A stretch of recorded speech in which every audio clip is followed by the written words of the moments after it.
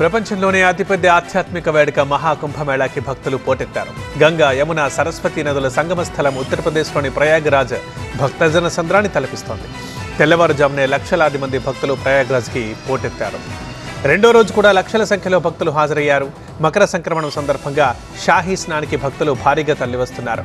ఇప్పటి వరకు మొత్తం 2 కోట్ల మంది పుణ్యస్నానాలు చేసినట్లు సమాచారం. నిన్న ఒక్కరోజే 1,65,00,000 మంది భక్తులు త్రివేణి సంగమంలో పుణ్యస్నానాలు చేసినట్లు ఉత్తరప్రదేశ్ ప్రభుత్వం ప్రకటించింది.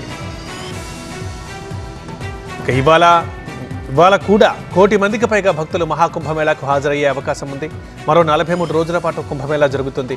ముగింపు నాటికి 40 నుంచి 45 కోట్ల దాకా భక్తులు తరలివస్తారని ఉత్తరప్రదేశ్ ప్రభుత్వం అంచనా వేస్తోంది.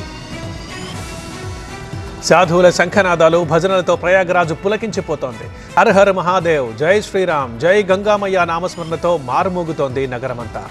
ఓఎస్ఎస్ ఫర్టిలిటీలో టెస్ట్, ట్రీట్మెంట్స్, థెరపీస్ అన్ని scientifically design in the good hands of science. Mummy daddy అవ్వాలంటే ఓఎస్ఎస్ కి కాల్ చేయండి. సాధువులతో కుంభమేళా ప్రాంగణం నిండిపోయింది. సాధువుల ఆశీర్వాదంతో కోసం భక్తులు వారి దగ్గరికి వెళ్లేందుకు ఉత్సాహం చూపుతున్నారు. కుంభమేళాకు విదేశాల నుంచి భక్తులు భారీగా తరలి వస్తున్నారు. నదీ స్నానం ఆచరించి సాధువుల ఆశీర్వాదం తీసుకుంటున్నారు విదేశీ భక్తులు. భక్తుల కోసం ఉత్తరప్రదేశ్ ప్రభుత్వం హెలికాప్టర్ సేవల్ని అందుబాటులోకి తెచ్చింది. 1296 ఛార్జీతో మహాకుంభమేళా ప్రయాగరాజ్ నగరాల్ని గగనతలం నుంచి వీక్షించే అవకాశం కల్పించింది.